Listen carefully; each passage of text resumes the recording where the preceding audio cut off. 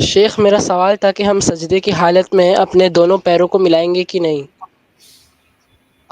جی، سجدے کی حالت میں دونوں پیروں کو ملا کر کے رکھیں گے.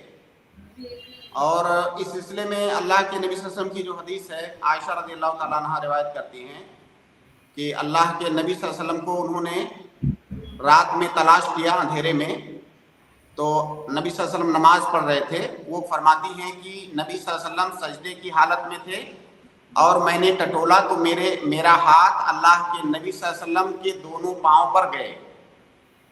پاؤں کا جو پچھلا حصہ ہوتا ہے جس کو ہم ایڑی بولتے ہیں، تو عائشہ رضی اللہ تعالی عنہا کا ہاتھ اللہ کے نبی صلی اللہ علیہ وسلم کے دونوں پاؤں پر گیا. دونوں پاؤں پر اسی وقت جا سکتا ہے جب دونوں پاؤں ملے ہوئے ہوں. تو اس سے استدلال کیا گیا ہے کہ سجدے کی حالت میں دونوں پاؤں ملے ہونے چاہیے، یہ سنت ہے. جی شیخ، کیونکہ میں نے اہل عرب کا ایک بیان سنا تھا، وہ نہیں ملاتے، اس لیے میں پوچھ رہا تھا.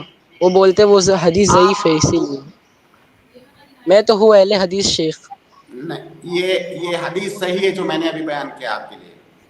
اچھا. اب اس وقت فی الحال مجھے نہیں معلوم ہے کہ یہ کیا صحیحین میں ہے کہ نہیں، لیکن وہ حدیث ہم آپ کو بتا سکتے ہیں.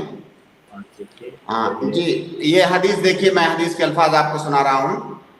عائشہ رضی اللہ تعالی عنہا کہتی ہیں کہ فقط تو رسول اللہ صلی اللہ علیہ وسلم وکان معی علی فراشی، کہ رات میں نے نبی صلی اللہ علیہ وسلم کو نہیں پایا جو کہ میرے بستر پہ تھے، یعنی نبی صلی اللہ علیہ وسلم کی باری ان کے ہاں تھی. تو جب رات میں انہوں نے ڈھونڈا نہیں پایا، فوجدتہ ساجدا، میں نے تلاش کیا تو آپ کو سجدے کی حالت میں پایا. راسن عقبیہ، راسن عقبیہ کا مطلب کیا ہے؟ تراسی بولتے ہیں دو چیزوں کو ملانا. عقبیہ اپنے پاؤں کا جو پچھلا حصہ ہوتا ہے ایڑی، اس کو عقب بولتے ہیں عربی میں. نبی صلی اللہ علیہ وسلم کی دونوں ایڑیاں ایک دوسرے کے ساتھ ملی ہوئی تھی. مستقبلاً باطراف اصابعہ القبلہ، نبی صلی اللہ علیہ وسلم کے پاؤں کی جو انگلیاں تھی وہ قبلہ کی جانب متوجہ تھی.